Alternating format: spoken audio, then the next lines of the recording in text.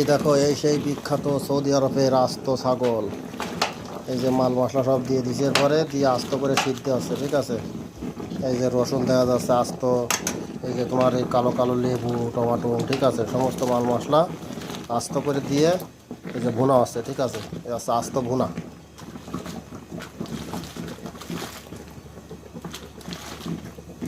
আর এই যে মাথা, সেই বিখ্যাত মাথা, এই যে মাথার কোষ মোষ সব পড়ে যাচ্ছে, খালি আড় থাকতেছে, আর কোষ সব বাদ, শুধু আড় চাপাবে পাগল ছাগলটা।